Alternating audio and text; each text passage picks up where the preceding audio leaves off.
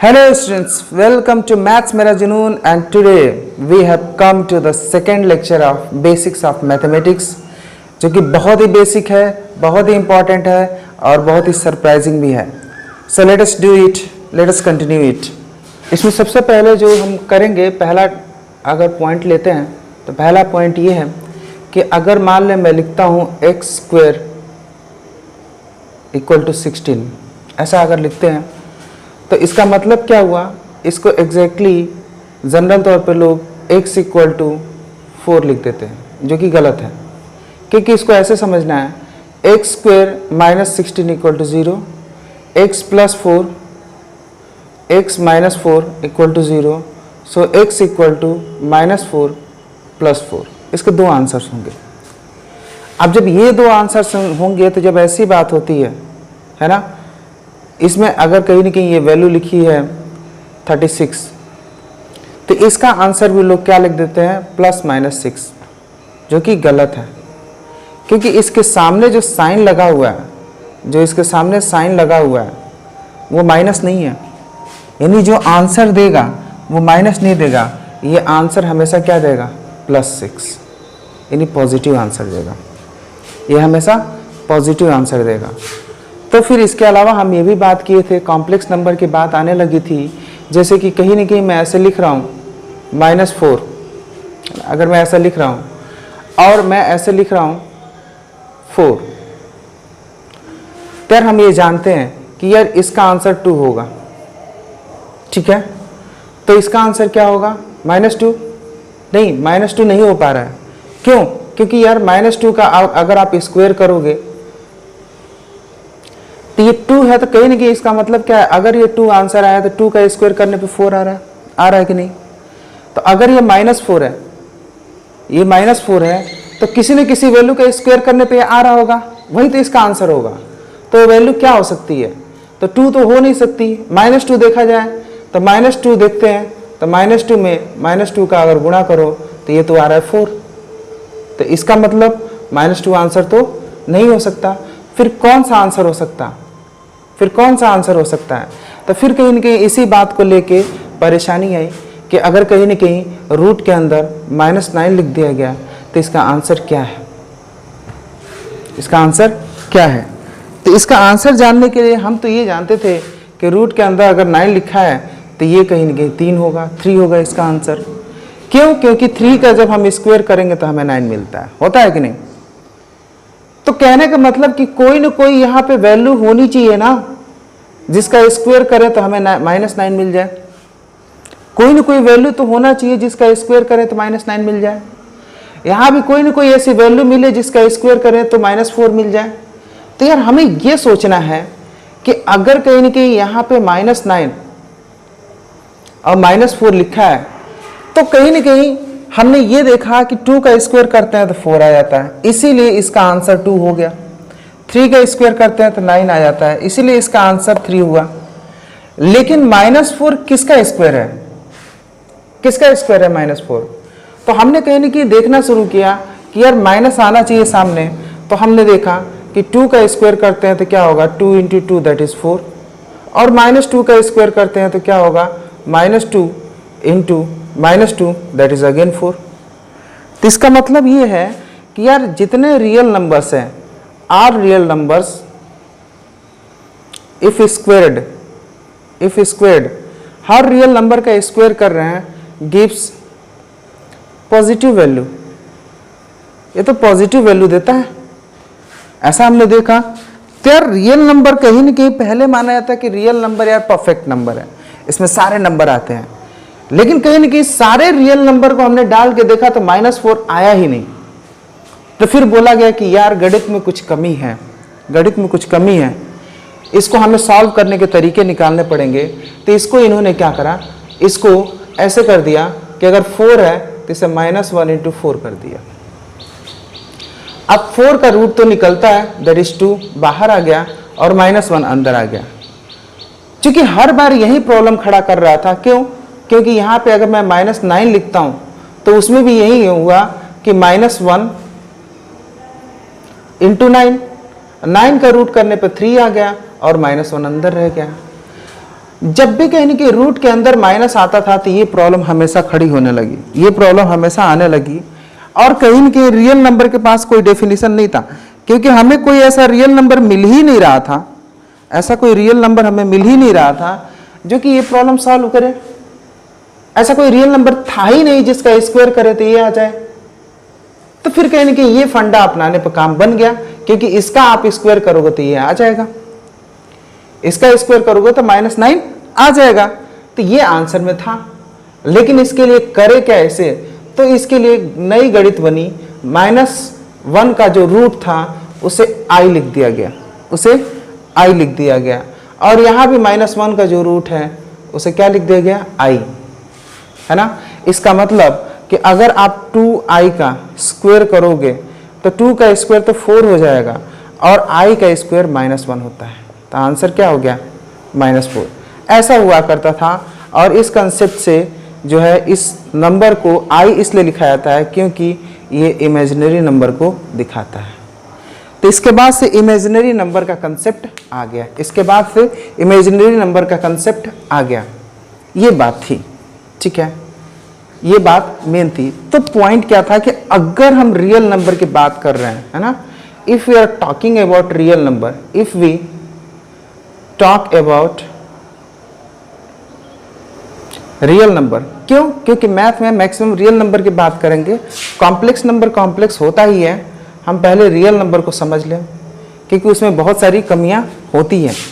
हमें real number को समझना है, तो रियल नंबर को समझना है तो रियल नंबर में अभी क्या क्या प्रॉपर्टीज होते हैं उसको देख लो।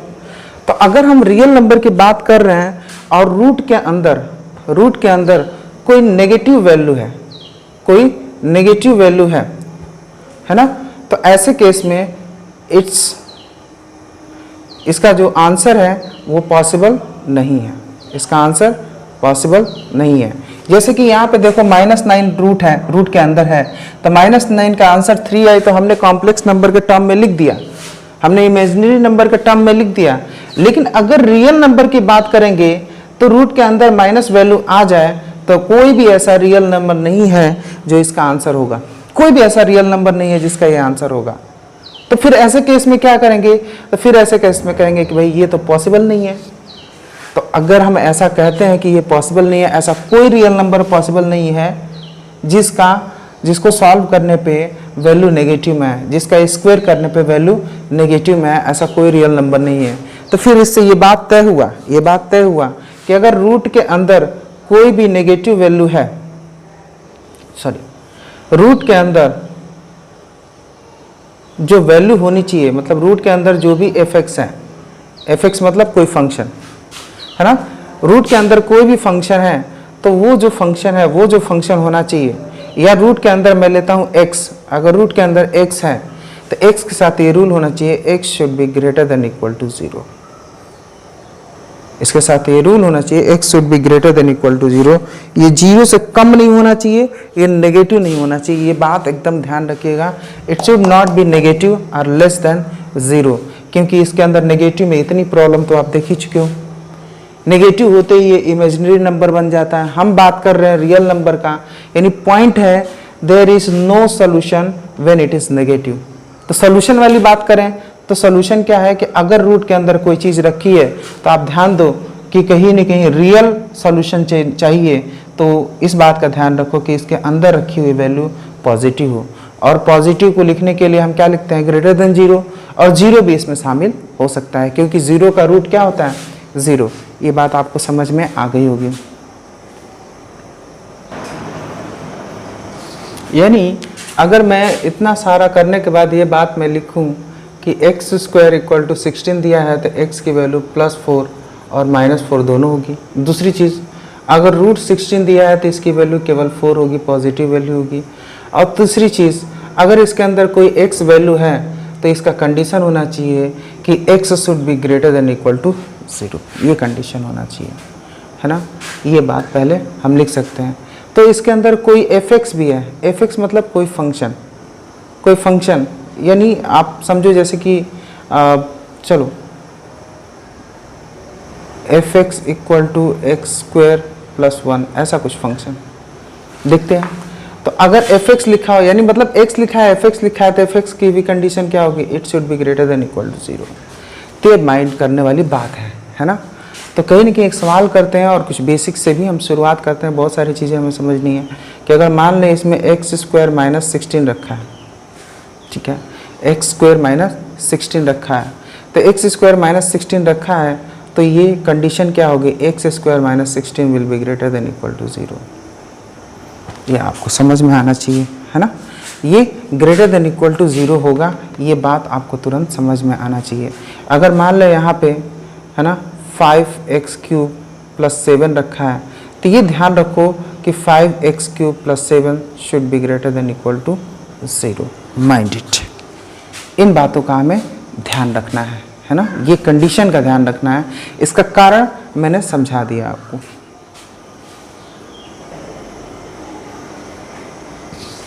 अब यहाँ पर दूसरी चीज़ ये है कि एक्स स्क्वायर, यानी आप समझो किसी वैल्यू का स्क्वायर करते हैं, 2 का स्क्वायर करते हैं तो आता है 4, -2 का स्क्वायर करते हैं तो भी आता है 4, है ना। अब कहीं ना कहीं -2 का पावर 4 कर देंगे तो क्या होगा, -2 इंटू -2 इंटू -2 इंटू -2। तो अगर कहीं ना कहीं 4 टाइम्स है तो minus minus plus, plus minus minus, minus minus plus, तो आफ्टर ऑल ये प्लस आ जा रहा है कि नहीं, this value comes to be 16।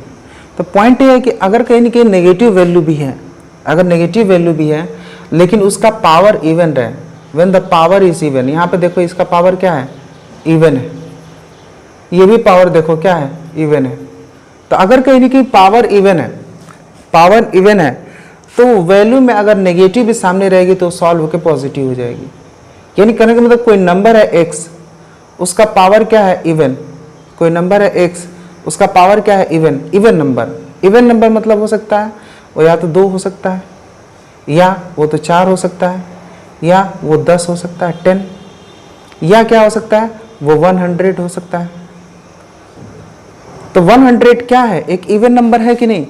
तो अगर कहीं कि x के ऊपर कोई इवन पावर हो गया तो ऐसे केस में इसकी वैल्यू, एक बात तो तय है कि ये पॉजिटिव आएगी, इसकी वैल्यू क्या होगी, पॉजिटिव होगी। अगर इवन पावर है तो इसकी वैल्यू पॉजिटिव होगी, ये बात क्लियर है। अगर 0 है, 0 के ऊपर अगर कहीं ना कहीं 100 का पावर है तो भी 0 ही आएगा, है ना। यानी एक बात समझ में आ गया कि अगर कहीं ना कहीं किसी भी वैल्यू के ऊपर कोई इवन पावर आता है, इवन पावर हम लिख रहे हैं, किसी भी वैल्यू के ऊपर इवन पावर, किसी भी रियल नंबर के ऊपर इवन पावर आता है, तो ऐसे केस में दिस इज गोना बी, ये सब के सब are greater than or equal to 0। इसका मतलब ये है कि x power 4 is greater than equal to 0, क्योंकि इसकी 2 वैल्यू हो सकती है, या तो 0 हो सकती है या तो 0 से बड़ी। यानी x पावर 200 है तो हम बस ये देखेंगे कि ये इवन पावर है, और इवन पावर है तो हम ये बात कह सकते हैं कि ये जो आंसर है पॉजिटिव आने वाला है। यानी ये या तो 0 हो सकता है या 0 से बड़ा नंबर हो सकता है, ये 0 हो सकता है या तो 0 से बड़ा नंबर होता है। यानी इतना सारा डिस्कशन के बाद हमने ये समझा कि अगर x के power, if x is a real number, ये मैं लिख लेता हूँ क्योंकि अब रियल की बातें हो रही हैं, वर्चुअल वाली बातें हमें बंद कर चुके हैं, इमेजिनरी वाला। If x is a real number तब हम कहेंगे x की पावर इवन।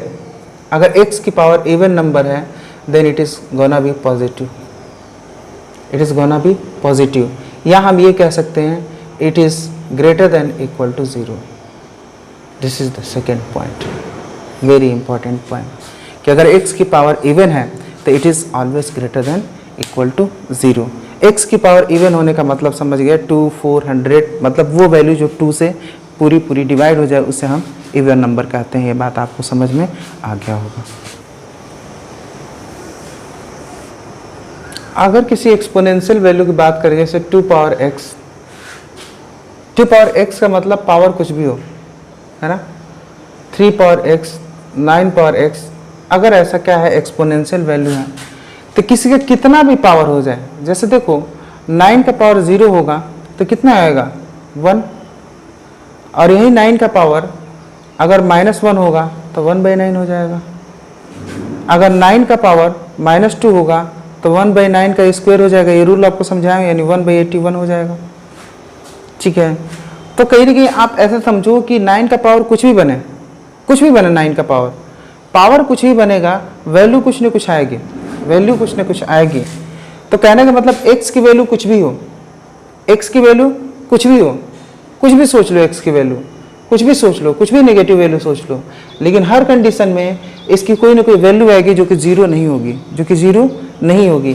तो अगर 0 नहीं होगी इसका मतलब ये है कि आप सोच भी सकते हो बहुत सारी वैल्यूज। इसका मतलब कि अगर मैं मान लें 2 पावर x लिखा हूँ, है ना, 2 पावर x लिखा हूँ, तो इसकी एक बात पक्की है, it is always greater then 0, है ना। 2 पावर x लिखा हूँ, देन एक बात पक्की हो गई, it is always greater then 0। यानी इसके लिए हम थर्ड पॉइंट के लिए हम ये बात लिख सकते हैं कि अगर a कांस्टेंट है और इसका पावर x है तो it is always greater then 0। Mind it, बहुत इंपॉर्टेंट कि अगर कहीं ना कहीं a पावर x है ना, और कहीं ना कहीं a पावर x है और a कांस्टेंट है, जैसे कि यहाँ 2 पावर x एग्जाम्पल हो गया, या 3 पावर x एग्जाम्पल हो गया, या 9 पावर x एग्जाम्पल हो गया, it is always greater then 0। तो सर क्या ये इक्वल टू 0 होगा? क्या ये इक्वल टू 0 होगा? तो इक्वल टू 0 कब होगा? जब ये वाला वैल्यू 0 हो जाए। यानी कोई पूछे कि 0 पावर x, तो 0 पावर x क्या हो जाएगा? इट इज़ इक्वल टू 0, क्योंकि 0 का पावर कुछ भी करोगे इक्वल टू 0 आएगा।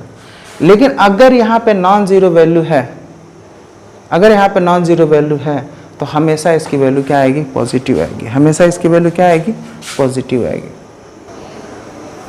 जैसे आपके सामने एक प्रश्न दे दिया गया कि 2 पावर x इक्वल टू -16, ऐसा दे दिया गया। तो आप ये कहोगे, ऐसा क्वेश्चन दे दिया गया एंड बोला गया find the value of x की वैल्यू फाइंड आउट करो, ऐसा क्वेश्चन दे दिया गया आपके सामने। ठीक है, तो अगर ऐसा क्वेश्चन दे दिया गया तो आप पहला इंटरप्रिटेशन यहाँ से करोगे। कहाँ से? यहाँ से।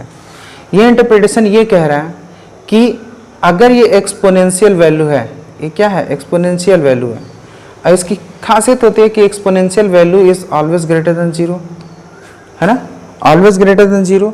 अगर बेस नॉन जीरो है तो ये ग्रेटर देन 0 होगा। और ये क्या है? ये क्या है? ये नेगेटिव वैल्यू है। नेगेटिव वैल्यू क्या होता है? Negative value is less than 0, negative value less than 0 है।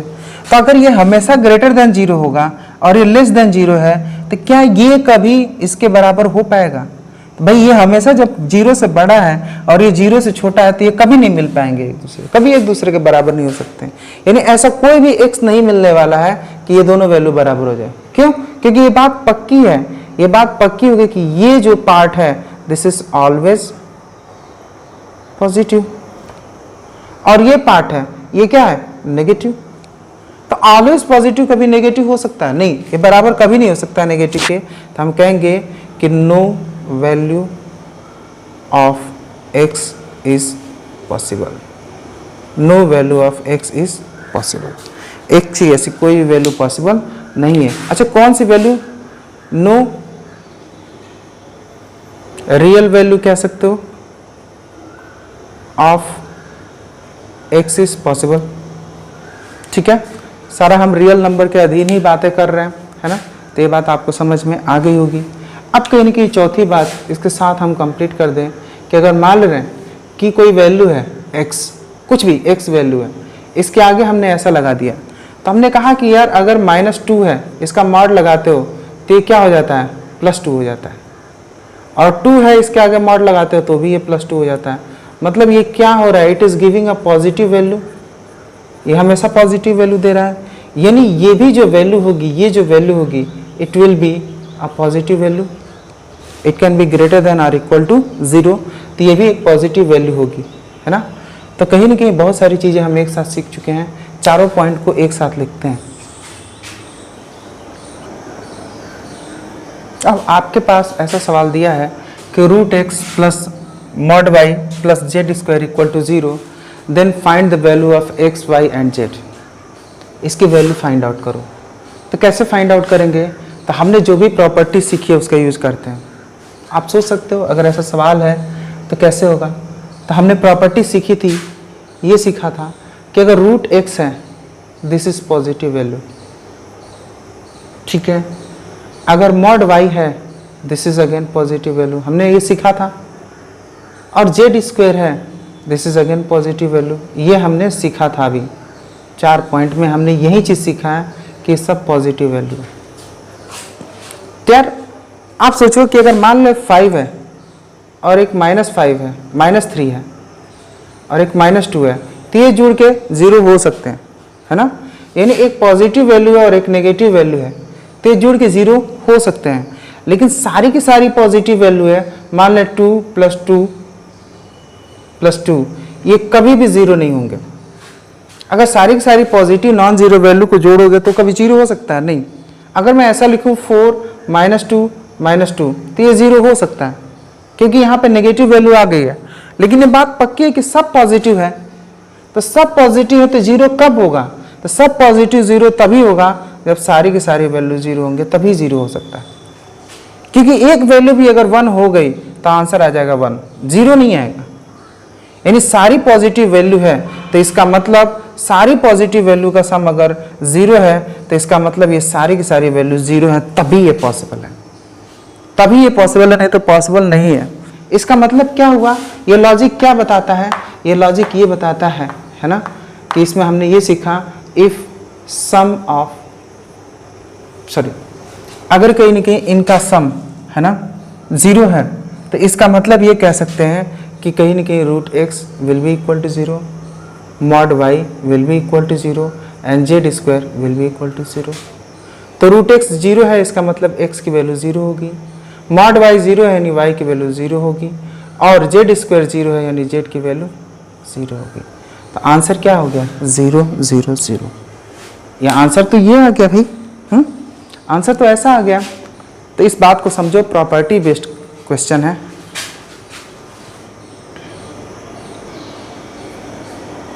आप सेकेंड क्वेश्चन को देखो, इस क्वेश्चन को आप ट्राई भी कर सकते हो क्योंकि अब आपको समझ में आ गया होगा।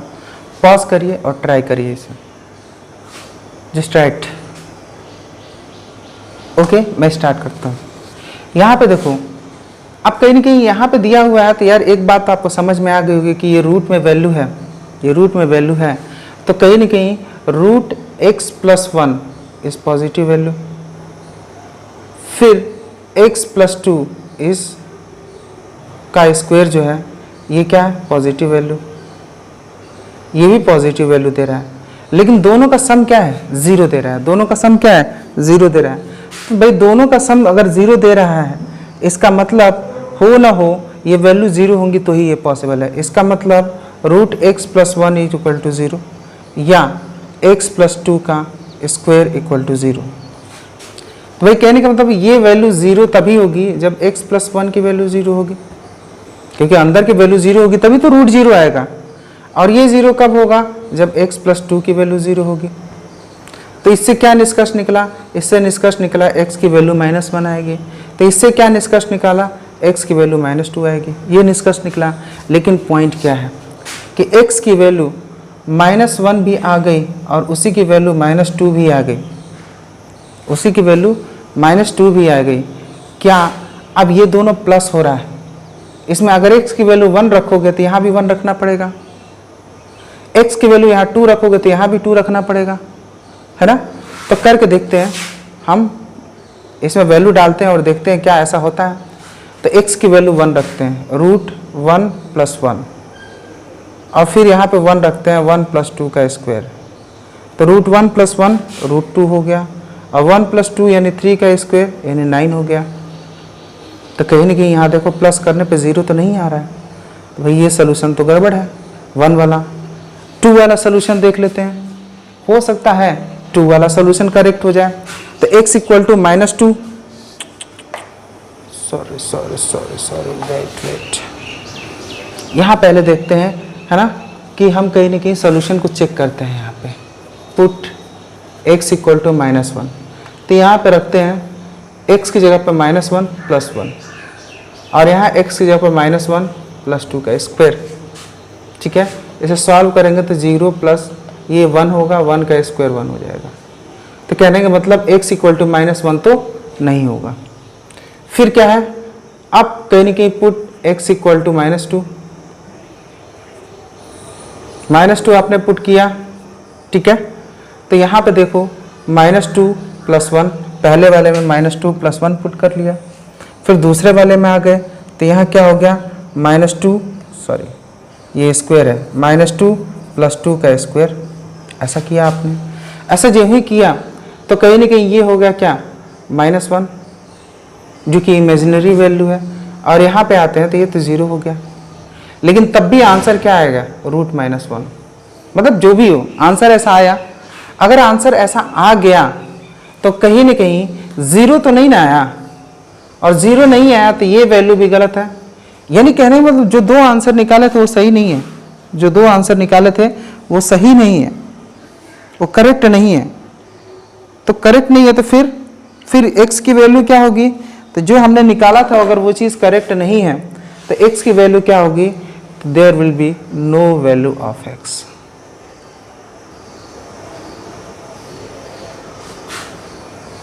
ठीक है ना, इस यहाँ पे x की वैल्यू कोई नहीं होगी। क्यों, क्योंकि x ही दोनों जगह एक ही है, तो दोनों आंसर में x की वैल्यू एक ही आना चाहिए। और यहाँ पे कहीं ना कहीं जब भी प्लस होता है और ऐसा हम गेस करते हैं तो दोनों का इंटरसेक्शन लेते हैं, यानी जो दोनों में जो वैल्यू कॉमन होती है वही आंसर होता है। जब भी बीच में प्लस होता है तो अगर इसका सोल्यूशन आपने अलग से निकाला तो दोनों का इंटरसेक्शन करोगे, इंटरसेक्शन करने के बाद जो x की वैल्यू आएगी वही एक्सेप्टेड होगा।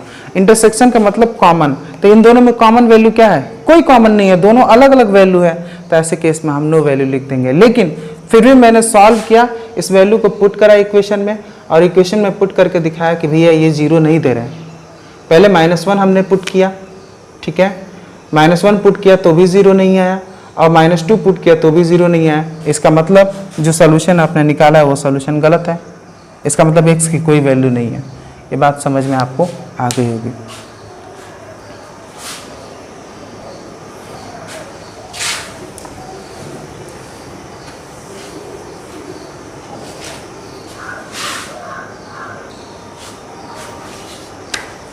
एक 5th पॉइंट देखते हैं, जनरल तौर पे कहीं ना कहीं ये आता है 7 इज ग्रेटर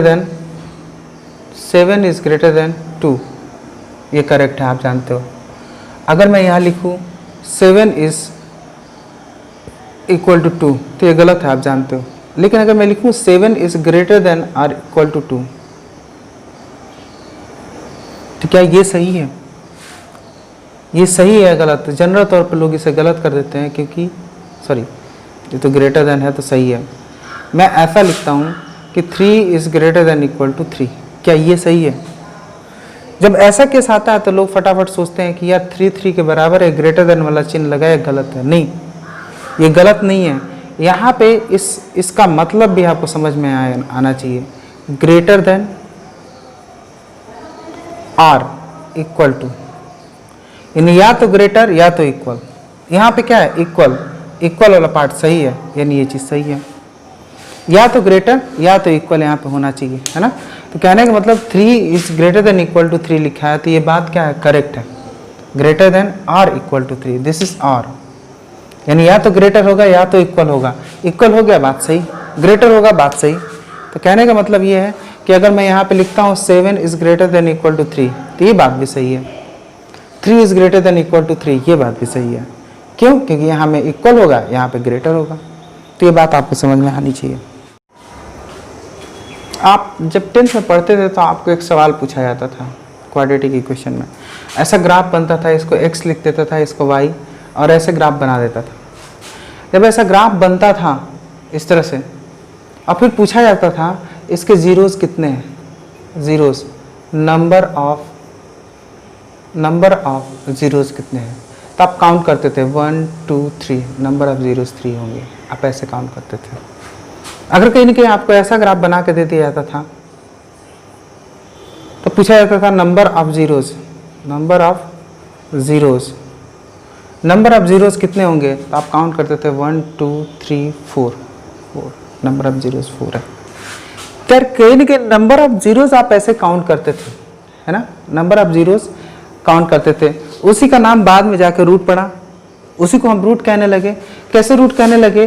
तो जैसे कहीं ना कि मैं मान लें मेरे पास एक है 4x² + 7x + 3, ऐसा एक क्वाड्रेटिक पॉलिनोमियल है। क्वाड्रेटिक पॉलिनोमियल है, इसको हम px से लिखा करते थे, शायद इतना याद होगा। तो जब क्वाड्रेटिक पॉलिनोमियल है, इसमें कहीं ना कहीं हम ये कहते थे कि इसकी सर डिग्री कितनी है? सर इसकी डिग्री 2 है, डिग्री 2 है। डिग्री 2 है तो इसके रूट्स कितने होंगे? तो इसके रूट्स की संख्या होगा 2। ये बात आप डिस्कस किया करते थे, आपको इतना याद होगा, है ना। तो कहीं ना कहीं अगर इसका ग्राफ बनता तो कैसा बनता सर? तो हम बहुत रूल तो नहीं जानते, लेकिन हम ये समझते हैं कि अगर ग्राफ ऐसा बना हुआ है और अगर ग्राफ ऐसा बना हुआ है, ठीक है, अगर दो तरह से ग्राफ बना हुआ है, एक ऊपर ऐसा ही सिंपल सा बना हुआ है, तो हम कहीं ना कहीं बता सकते हैं कि ये वाला सही होगा। क्यों? क्योंकि ये एक्स एक्सिस को एक बार भी टच नहीं कर रहा है, ये एक्स एक्सिस को 0 बार टच कर रहा है, 0 बार टच कर रहा है। इसका मतलब ये बता रहा है कि ये जिस इक्वेशन से निकल के आया है उस इक्वेशन का कोई रूट नहीं है। लेकिन ये कहीं ना कहीं एक्स एक्सिस को 2 बार टच कर रहा है, ये एक्स एक्सिस को 2 बार टच कर रहा है, 2 बार टच कर रहा है। तो ये बता रहा है कि ये जिस इक्वेशन से भी निकल के आया है उसके रूट्स 2 हैं, उसके रूट्स 2 हैं। तो कहीं ना कहीं सही होने के चांसेस इसी के हैं और गलत होने के चांसेस इसके हैं। सही होने के चांसेस इसके हैं और ये कहीं ना कहीं ऐसे केस में गलत हो जाएगा। तो यार मैं अभी बात जो कर रहा हूँ ये बात कर रहा हूँ कि पॉसिबिलिटी क्या है।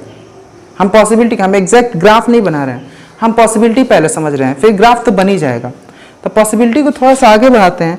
तो कहीं ना कहीं अगर मान रहे हैं आपके सामने रिलेशन की बात करी जाए, तो आप कहीं ना कहीं रिलेशन ये पढ़े थे कि अगर कोई पॉलिनोमियल है, देयर इज सम पॉलिनोमियल, अगर कोई पॉलिनोमियल है तो उसका सबसे पहले आप निकालते थे डिग्री, डिग्री की बात करते थे। जब डिग्री की बात हो जाती थी फिर डिग्री अगर जो भी है वो कहीं ना कहीं उससे आप बताते थे number of zeros, number of zeros या number of roots, number of zeros या नंबर ऑफ रूट्स आप उसी से बताते थे, है ना।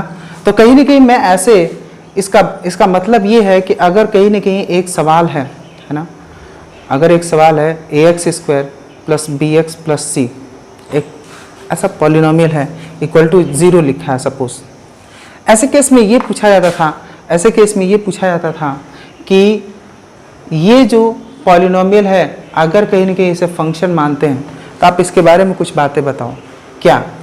तो इसके बारे में हम क्या क्या बात कर सकते हैं? तो इसके बारे में बात कर सकते हैं कि हम इसकी d की वैल्यू निकालेंगे। d क्या होता है सर? b² - 4ac। और d के बारे में हम ये जानते हैं कि अगर d की वैल्यू ग्रेटर देन 0 है, d की वैल्यू ग्रेटर देन 0 है, तो इसके 2 रूट्स पॉसिबल हैं। कितने रूट्स पॉसिबल हैं? 2 रूट्स पॉसिबल हैं। अगर d की वैल्यू इक्वल टू 0 है तो इसके कितना रूट पॉसिबल है? 2 रूट पॉसिबल हैं, लेकिन जो दोनों रूट्स होंगे वो क्या होंगे? इक्वल होंगे। और d इज लेस देन 0 होगा। तो हमने क्या पढ़ा था? तो हमने ये पढ़ा था कि नो रूट्स, है ना। तो कहीं ना कहीं अगर ऐसा इक्वेशन बन के आता है, ऐसा इक्वेशन बन के आता है और आप इसकी d की वैल्यू निकालते हो, है ना, अगर d की वैल्यू पॉजिटिव आ जाती है इसका मतलब 2 रूट है, d की वैल्यू 0 आ जाती है इसका मतलब दोनों रूट इक्वल है, यानी एक ही रूट है, समझो एक तरह से। और कहीं ना कहीं d की वैल्यू लेस देन 0 होती है तो इससे कोई रूट्स नहीं है।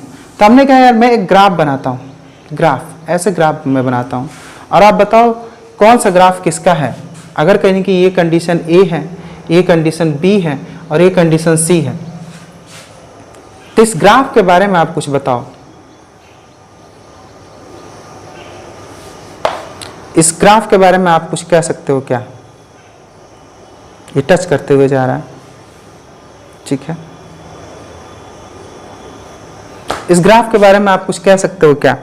तो भाई कहने का मतलब हम कहेंगे कि यहाँ पे क्या है? नो रूट्स है। नो रूट्स वाला कंडीशन ये है, नो रूट्स वाला कंडीशन ये है, नो रूट्स वाला अगर कंडीशन ये है तो इसको हम C लगाएंगे कि ये C वाला ग्राफ है। तो फिर कहीं ना कहीं d इक्वल टू 0 यानी दोनों रूट्स इक्वल है, यानी एक ही रूट होगा, यानी एक्स एक्सिस पे एक ही पॉइंट पे टच करने वाला ये है, तो ये b का पार्ट होगा। ये बात समझ में आ गया। और कहीं ना कहीं तीसरी बात अगर हम करते हैं कि कहीं ना कहीं d is greater than equal to 0 है, तो इसके दो रूट्स होंगे, यानी ये वाला होगा, तो ये हो गया a। तो कहीं ना कहीं इस तरीके से मैं ग्राफ को गेस करने का एक आइडिया बताया कि अगर कोई भी क्वाड्रेटिक इक्वेशन लिखा है तो उससे ग्राफ को आप कैसे गेस करोगे, गेस कैसे करोगे। ये 10th वाला पार्ट है, 10th वाले पार्ट से ही मैं चीज़ों को डिस्कस कर रहा हूँ, है ना। ये कॉलम को मैच करना है, यानी इससे इसको मैच करना है, ग्राफ दिया है, ग्राफ को गेस करना है। तो ये पूरी तरह 10th क्लास का है, मतलब पूरा 10th क्लास का चल रहा है। इस ग्राफ को मैच करना है, कैसे होगा, तो पूरा 10th के नॉलेज से हम कर लेंगे, पूरा 10th के नॉलेज से कर लेंगे। तो कहीं ना कहीं यहाँ पे देखो 10th का नॉलेज क्या है। 10th का नॉलेज ऐसे समझो कि ax square plus B X plus C, है ना। अगर मान ले कोई फंक्शन है, कोई फंक्शन है ax square plus B X plus C, कोई फंक्शन है या पॉलिनोमियल फंक्शन, ये आप 10th में पढ़े थे। तो कहीं ना कहीं ऐसा फंक्शन है, तो इसके बारे में कुछ बातें आपको बताई गई थी कि ये जो a की वैल्यू है ना, a की वैल्यू अगर ग्रेटर देन 0 है तो इसका ग्राफ कहीं ना कहीं ऊपर की तरफ होगा, और a की वैल्यू लेस देन 0 है तो इसका ग्राफ नीचे की तरफ होगा। जैसे भी होगा, मतलब जैसे भी होगा, ये बात है कि ये कटोरी नीचे की तरफ होगी। ये बात कहीं ना कहीं आपको याद हो जाना चाहिए, ये बात आपको बताई गई थी, है ना। तो ये बात आपको पहले बताई गई थी। दूसरी चीज़ ये डिस्कस किया गया था कि कहीं ना कहीं d के बारे में, क्योंकि d ग्रेटर देन 0 है, तो कहीं ना कहीं ऐसा जो ग्राफ होगा वो ग्राफ ऊपर बने या नीचे, लेकिन एक बात है, it should cut at 2 point, ठीक है। d इक्वल टू 0 अगर होगा, इफ d इक्वल टू 0,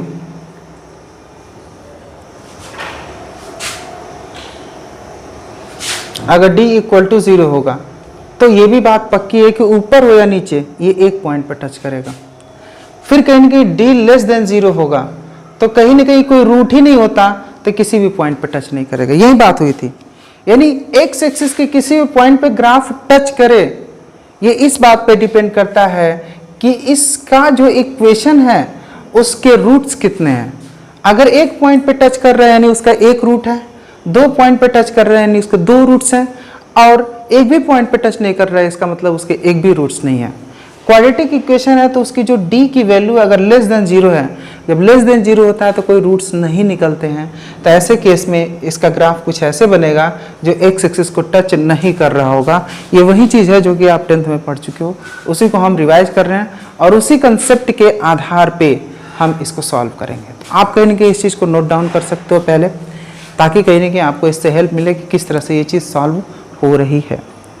और आप कहीं ना कहीं अगर आपको समझ में आ गया तो आप एक बार ट्राई भी कर लो, इसको सॉल्व करने की कोशिश भी कर लो, क्योंकि इसी इंफॉर्मेशन का यूज़ करके मैं भी सॉल्व करूँगा। Do this, okay. हम सॉल्यूशन करना शुरू करते हैं। पहला वाला लेते हैं, we take the first one, 4x square plus 7x plus 3, 4x square plus 7x plus 3 ऐसा दिया है ना, fx की वैल्यू ऐसा दिया है, fx की वैल्यू। अगर ऐसा दिया हुआ है तो हम दो बातें डिस्कस करेंगे। x स्क्वायर के बगल वाला क्या है, तो x स्क्वायर के बगल वाला सर पॉजिटिव है। पॉजिटिव है तो हम फटाफट गेस कर लिए कि इसका ग्राफ कुछ ऊपर की तरफ होगा, ये बात हमने गेस कर लिया। इतना गेस कि ग्राफ ऊपर की तरफ होगा बस। दूसरी चीज़ हम d निकालेंगे। d की बात करें तो d कैसे निकलेगा, तो d निकालने के लिए इसे कंपेयर करो ax square plus B X plus C से कंपेयर करो। तो फिर कंपेयर करने से क्या हुआ, तो कंपेयर करने से सबकी वैल्यू निकलेगी और d होता है बी स्क्वायर माइनस 4ac। तो b की वैल्यू क्या है, तो b की वैल्यू 7 है। 7 का स्क्वायर क्या होगा, फिर उसके बाद से 4 इंटू ए इंटू सी।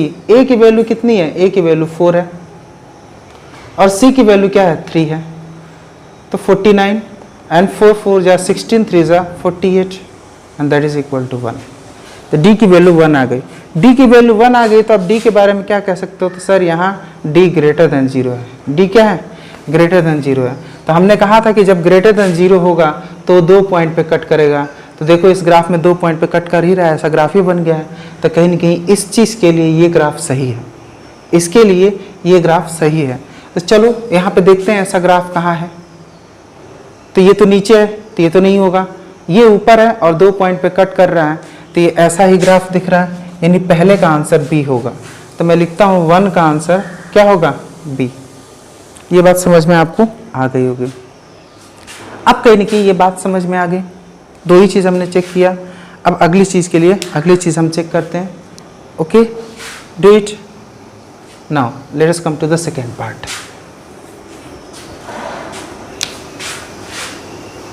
सेकेंड क्वेश्चन पे चलते हैं। -4x² + 7x - 8 f(x) equal to -4x² + 7x - 8 ऐसा दिया हुआ है।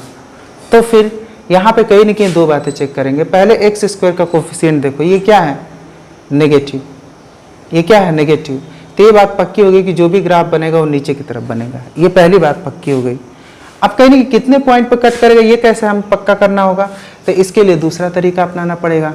तो कौन सा तरीका अपनाना पड़ेगा इसके लिए, तो इसके लिए हमें डी निकालना पड़ेगा। डी निकालने के लिए क्या निकालना पड़ेगा, तो डी होता है b² - 4ac। तो यहाँ पे ax² + bx + c से कंपेयर करो। अब कहीं कि b² - 4ac होता है तो b की वैल्यू क्या है, तो b की वैल्यू 7 है, तो 7 का स्क्वायर हो गया। 4 a की वैल्यू कितनी है सर, तो a की वैल्यू कंपेयर करो, -4 है तो -4 लिख दो। फिर c की वैल्यू कितनी है, तो c की वैल्यू -8 है तो -8 लिख दो। Now solve it, that is 49 minus plus है ना, और माइनस यानी माइनस आ गया। 4 4 जा 16 एंड 16 8 जा 128, यानी ये बड़ी वैल्यू है, यानी यहाँ पे d क्या हो गया, नेगेटिव हो गया। भाई इसको सॉल्व करोगे तो नेगेटिव वैल्यू आएगी, इसको सॉल्व करोगे तो क्या होगा, नेगेटिव वैल्यू आएगी। नेगेटिव वैल्यू क्योंकि ये बड़ी है तो d is less than equal to 0, d negative है तो d नेगेटिव होने का मतलब क्या ये x एक्सिस पे कहीं भी कट करेगा नहीं, तो कहीं ना कहीं ये बात तो गलत है। हाँ, ये बात पक्की है कि नीचे की तरफ जाएगा, ये यहाँ से पक्का हो गया। और दूसरी बात ये पक्की होगी कि ये कभी भी x एक्सिस को टच नहीं करने वाला है, तो ग्राफ कुछ ऐसा बनेगा, कुछ ऐसा ग्राफ बनेगा। तब चलते हैं ऐसा ग्राफ देखते हैं। तो ऐसा ग्राफ ई पे है, कहाँ पे है, ई पे देखो ऐसा ग्राफ है। इसका मतलब 2 का आंसर क्या होगा, ई। 2 का आंसर क्या होगा, ई।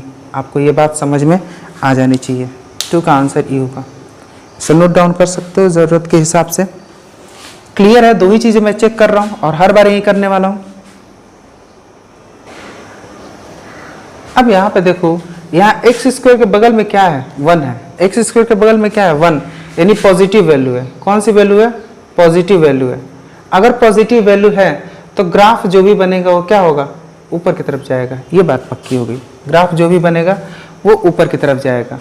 तो ये बात हम पक्की कर लेते हैं। पहले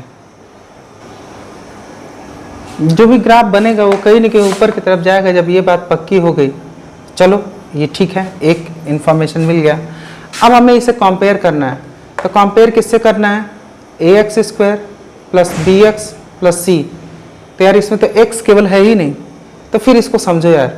ये कहीं ना कहीं आप ऐसे लिख लो x² और x नहीं है तो आप 0x लिख लो, है ना, -9 ऐसे लिख लो। तब आप कंपेयर करो ax² + bx + c, तो d निकाल सकते हैं। d क्या होगा, तो d है सर b² - 4ac। तो b की वैल्यू कितनी है, 0 है। b की वैल्यू कितनी है, 0 है। तो इस b की वैल्यू आप कंपेयर करो कितनी है, 0 है। 0² - 4ac की बात किया जाएगा तो क्या है ना, तो 4ac, तो -4। और a की वैल्यू कितनी है, a की वैल्यू x² के बगल में 1 है तो 1 है। और c की वैल्यू कितनी है, तो c की वैल्यू -9 है। तो क्या हो जाएगा, 36। d की वैल्यू 36 आ गई, और d की वैल्यू 36 आ गई, then it is a positive value, यानी d क्या है, ग्रेटर देन 0। यानी ये बात पक्की है कि d जो है x एक्सिस पे 2 पॉइंट पे कट करेगा, यानी ये ग्राफ कंप्लीट थी, ठीक था, करेक्ट था। तो ये ग्राफ कौन सा है, इसमें अगर आप देखोगे तो ये ग्राफ यही है। ये कौन सा है, b, यानी 3 का भी आंसर क्या होगा, b। 3 का भी आंसर क्या होगा, b। आपको ये बात समझ में आना चाहिए कि 3 का भी आंसर क्या होगा, b। ठीक है, ये बात आपको समझ में आ गई कि you can note it down. लेकिन अब चीज़ें आसान होने लगी हैं, आपको समझ में आने लगा है ना। हम आगे बढ़ते हैं। फोर्थ वाले क्वेश्चन को करते हैं, ठीक है। फोर्थ वाले क्वेश्चन को करते हैं। फोर्थ पार्ट है 4x² + 6x + 9, 4x², ठीक है, fx = 4x² + 6x + 9 ऐसा दिया हुआ है। अब फिर से ये पहली वैल्यू x² का चेक करोगे, दिस इज पॉजिटिव। पॉजिटिव मतलब ग्राफ ऊपर पक्का है, ग्राफ ऊपर पक्का है, ये बात पक्की हो गई। तो चलो अब दूसरी बात पक्की करते हैं, डी की बात करते हैं। डी होता है b² - 4ac। तो इसके लिए इसे ax² + bx + c से कंपेयर करना पड़ेगा। b की वैल्यू कितनी है 6, 6 का स्क्वायर हो गया 4। a की वैल्यू कितनी है 4, c की वैल्यू कितनी है 9, दैट इज 36 - 4 4 जा 16 9 जा 144, ठीक है। तो ये क्या हो गई, नेगेटिव वैल्यू हो गई, यानी d is less than 0। d is less than 0, d is less than 0 का मतलब नो रूट्स। नो रूट्स का मतलब there is no intersection at x। यहाँ पे दो पॉइंट पे इंटरसेक्ट कर रहा है, तो ये ग्राफ अभी पूरा नहीं है। एक बात तो पक्की है, ग्राफ ऊपर की तरफ जाएगा लेकिन इंटरसेक्ट नहीं करेगा, ये बात ध्यान रखना है। यानी ये ग्राफ गलत है ना, ये ग्राफ ऊपर की तरफ जाएगा और इंटरसेक्ट नहीं करेगा। तो ऐसा ग्राफ जो कि ऊपर की तरफ जा रहा हो, इंटरसेक्ट ना कर रहा हो, वो ग्राफ ए है ना। यानी कहीं ना कहीं 4 का वैल्यू क्या होगा ए, 4 का वैल्यू क्या होगा ए, ये बात आप समझ चुके होंगे। अब फिफ्थ पे आते हैं, फिफ्थ को देखते हैं।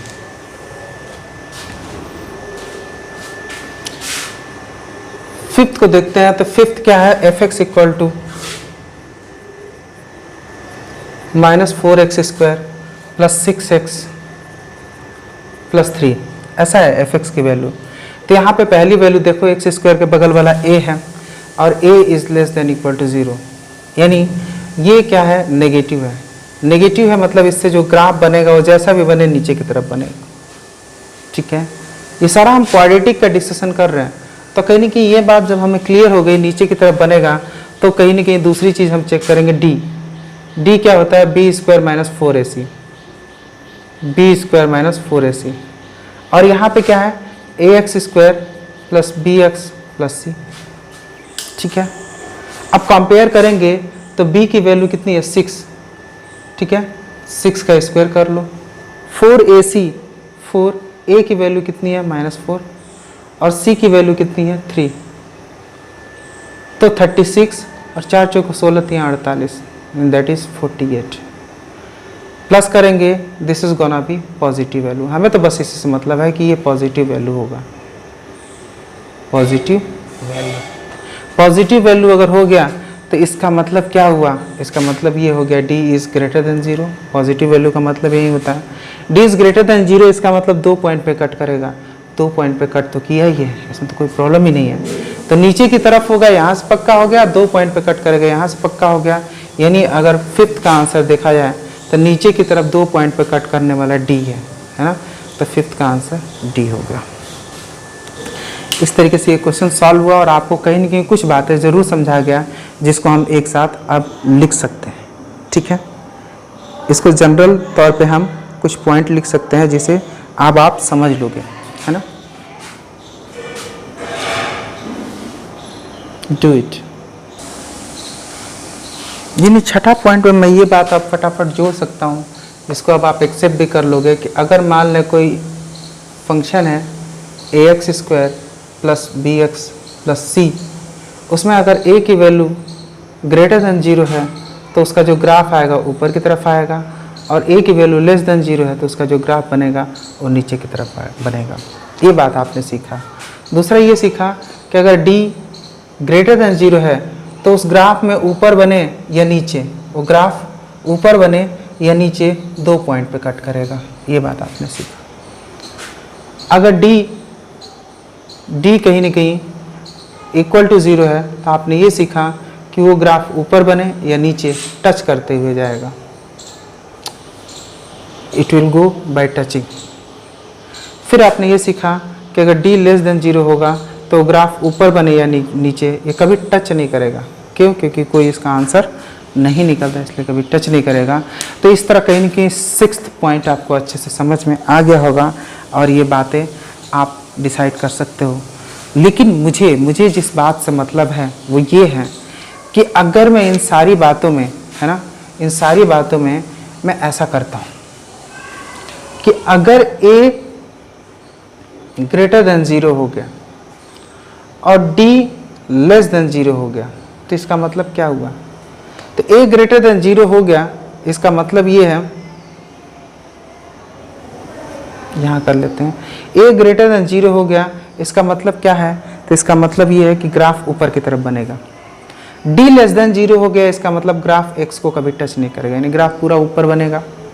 यहाँ पे आते हैं दूसरा condition, if a less than 0 and d less than 0, मिला लो।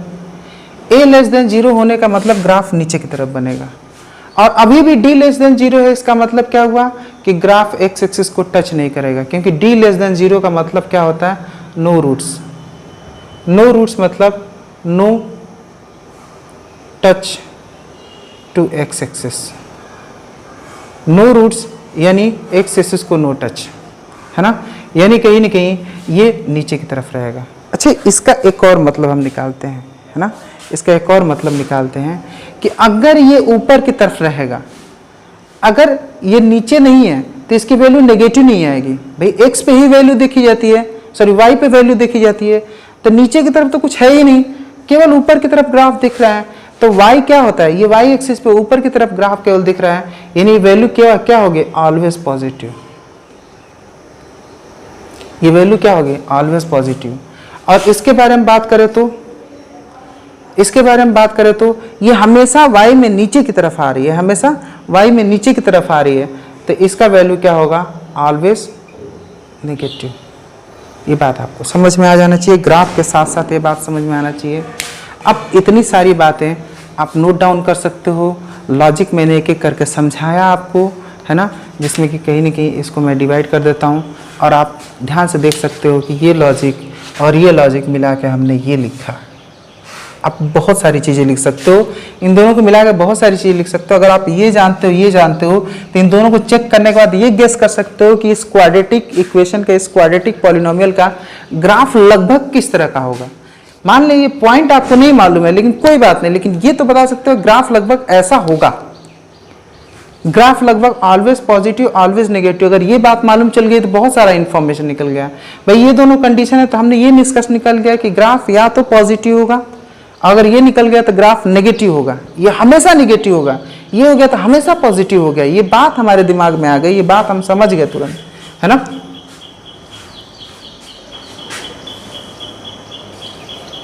इसको नोट डाउन कर सकते हो और इसी के आधार पे हम एक सवाल करते हैं ताकि हमारी कंसेप्ट क्लैरिटी बेटर हो जाए। मान लें आपको ऐसा सवाल मिलता है, तो जब भी यार क्वाड्रेटिक इक्वेशन से रिलेटेड इस तरह का सवाल आता है तो हम जो ऑब्जर्वेशन किए उसे पहले चेक कर लेते हैं। क्या चेक करते हैं? इसके ग्राफ के बारे में भी आप जान सकते हो। ये 4 है, यानी ग्राफ कहीं ना कहीं ऊपर की तरफ होगा, ये बात पक्की हो गई, ठीक है। दूसरी चीज़ हम डी निकालेंगे, इसका डी निकालना ज़रूरी होता है। तो कंपेयर करेंगे ax² plus bx plus c। D क्या हो गया? b square minus 4ac। b की वैल्यू क्या है? 2 का स्क्वायर माइनस 4, a की वैल्यू 4 और 7 c की वैल्यू। तो 4 4 जा 8, 4 4 जा 16, 16 7 जा, ठीक है। This is 2 square that is 4, ठीक है, एंड दिस इज 1 1 2। तो क्या होगा? ये नेगेटिव होगा कि नहीं? नेगेटिव आ गया, नेगेटिव आ गया तो ये ग्राफ गलत है, ये ऊपर की तरफ था, ये बात पक्की हो गई थी। अब ये ग्राफ कुछ ऐसा हो गया, ग्राफ कुछ ऐसा हो गया तो ये ग्राफ क्या बता रहा है? This value is always positive. क्योंकि आपसे यही बात करी गई थी कि अगर कहीं न कहीं a ग्रेटर देन 0 हुआ और d लेस देन 0 हो गया तो इस कंडीशन को हम क्या कहते हैं? Always positive. ये बात आपको याद रहे। एक तो ग्राफ से मैंने समझा दिया और एक ऐसे समझा दिया कि a ग्रेटर देन 0 है और d लेस देन 0 है तो ऑलवेज पॉजिटिव होगा, है ना। यानी इस वैल्यू के बारे में हम क्या कह सकते हैं? इस वैल्यू को हम फिर से यहाँ पे लिखते हैं। तो दिया है 4x² plus 2x plus 7 is less than equal to 0। और यहाँ पे एक बात हो रही है कि दिस इज ऑलवेज पॉजिटिव। अगर ये हमेशा पॉजिटिव होगा तो क्या कभी नेगेटिव हो सकता है? हमेशा पॉजिटिव होगा तो क्या कभी ये 0 से कम हो सकता है? जैसा लिखा है दिस इज लेस देन 0, तो क्या ये कभी 0 से कम होगा? है ना, नहीं, it will never be less than 0। भाई ऑलवेज पॉजिटिव तो क्या 0 से कभी कम होगा? नहीं। अगर नेवर भी लेस देन 0 है यानी कभी 0 नहीं हो सकता, देन वैल्यू ऑफ x क्या हो जाएगा? Value of x not defined. इसके लिए वैल्यू ऑफ x डिफाइंड नहीं है, यानी हम ये कह सकते हैं no value, no real value of x। ये बात आपको समझ में आ जानी चाहिए। और इससे कहीं ना कहीं इसको करने के बाद से क्वाड्रेटिक इक्वेशन की थोड़ी थोड़ी बातें आपको याद आ गई होंगी 10 से मिलके। उन्हीं कंसेप्ट को मिला के मैंने कहीं कुछ बातें आपको, कुछ ऑब्जर्वेशंस दिखाए हैं, जो ऑब्जर्वेशन आपको ध्यान होना चाहिए, याद होना चाहिए। ठीक है, सो इससे एक निष्कर्ष निकला कि अगर मान लें कोई ax² + bx + c है, कोई फंक्शन ऐसा है, तो अगर a ग्रेटर देन 0 है और d लेस देन 0 है तो इसको लिखेंगे ऑलवेज पॉजिटिव। और कहीं कि a लेस देन 0 है एंड d भी लेस देन 0 है तो इसको क्या लिखेंगे? Always negative. भाई a लेस देन 0 का मतलब नीचे की तरफ ग्राफ हो गया, और x के नीचे की तरफ ग्राफ चला जाएगा तो हमेशा नेगेटिव वैल्यू देगा। तो ये बात आपको ध्यान होना चाहिए। ठीक है, इसके बाद से हम कुछ कंपैरिजन वाली बातें करेंगे। ठीक है, कंपैरिजन वाली।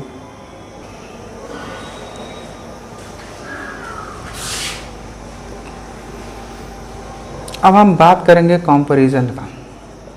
कंपैरिजन की बात क्यों करेंगे? कंपैरिजन की बात इसलिए करेंगे क्योंकि सोचो, अगर रियल में आप ऐसा सोचो, क्या कभी रेशनल नंबर इरेशनल नंबर के बराबर हो सकता है? नहीं, ये कभी बराबर नहीं हो सकता। अच्छा, ये भी आप जानते हो pi and E are irrational number, चूँकि इसे ट्रांसलेशनल नंबर कहते हैं, बट इरेशनल नंबर हैं। इरेशनल नंबर के डेफिनेशन से ये इरेशनल नंबर है, ये दोनों इरेशनल नंबर होते हैं। ये बात समझ में आ रही होगी आपको। ठीक है, तो अगर ये बात समझ में आ रही है तो एक चीज़ अगर हम लिखते हैं यहाँ पे, वो क्या है?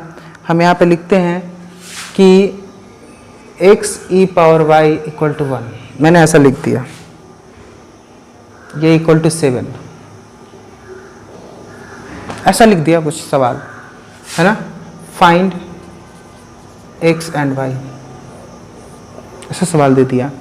ये टोटल कंपैरिजन वाला है, क्योंकि देखो ये क्या है आपका, ये जो है रेशनल नंबर है कि नहीं। और यहाँ पे दिख रहा है तो यहाँ e वाला वैल्यू दिख रहा है, तो कहीं ना कहीं ये इरेशनल नंबर दिख रहा है। तो ये कभी इक्वल तो नहीं हो सकता, इक्वल तो नहीं हो सकता। भाई इक्वल नहीं हो सकता तो माजरा क्या है, परेशानी क्या है, क्यों नहीं इक्वल हो रहा है ना। अब ये दिया है सवाल में कि ये दोनों इक्वल है, सवाल में दिया है कि ये दोनों इक्वल है, दोनों इक्वल है, तो फिर कुछ ऐसा हो सकता है क्या? दूसरी पॉसिबिलिटी की बात करें कि अगर मैं x⁴y लिखा है तो यहाँ मैं 7 × e⁴0 लिख सकता हूँ कि नहीं, क्योंकि e⁴0 1 होता है। e⁴0 भाई 7 × 1 लिख सकते हैं ना इसे, 7 को, और 1 क्या होता है? e⁴0, यानी किसी का पावर 0 लगता है तो 1 हो जाता है, तो e⁴0 लिख सकते हैं कि नहीं। तो यार हमें e का कंपोनेंट इसमें भी दिख गया, इसमें भी दिख गया, है ना। और इसका पावर y है और इसका पावर 0 है, यानी y की वैल्यू क्या हो गई? 0। ठीक है, दूसरी चीज़ ये वाला कंपोनेंट देखते हैं जो कि रियल वाला पोर्शन है, जो कि रेशनल वाला पोर्शन है, तो x = क्या हो जाएगा? 7। तो इसका आंसर ये हो सकता है, इसका आंसर ये हो सकता है। कहीं ना कहीं हम जानते हैं ये रेशनल के बराबर नहीं होगा, तो यार क्या कोई तरीका है कि ये दोनों बराबर है? तो हाँ, वो तरीका है, यहाँ e⁴0 लिख सकते हैं, तब इसमें e और इसमें e दोनों जगह दिखने लगा, यानी y की वैल्यू अगर 0 हो जाए तो ये 1 हो जाएगा और ये 1 हो जाएगा, तो अब ये बराबर होने लगेगा। तो कहीं ना कहीं इस कंसेप्ट का यूज़ करके भी हमने आंसर निकाला। तो किस तरह से कंपैरिजन के यूज़ करके हम आंसर निकाल रहे हैं, ये बात समझ में आनी चाहिए। और दूसरी चीज़, ये चीज़ तो आप 10th में पढ़े थे, लेकिन इसी 10th के कंसेप्ट को यूज करके एक अच्छा सा सवाल बन गया। तो माइंड इट, ये यहाँ पे कितना मैटर कर रहा है। तो फिर इन 7 पॉइंट्स का ध्यान रखें और कहीं न कहीं क्वेश्चंस करें, और इसे जितना करोगे उतना सीखोगे और आपको ऐसी ही नई नई चीज़ें मिलती रहेंगी। तो फिर मिलते हैं नेक्स्ट लेक्चर में, 3rd lecture of basics of mathematics, जिसमें हम आगे की चीज़ें सीखने वाले हैं। So thank you for watching.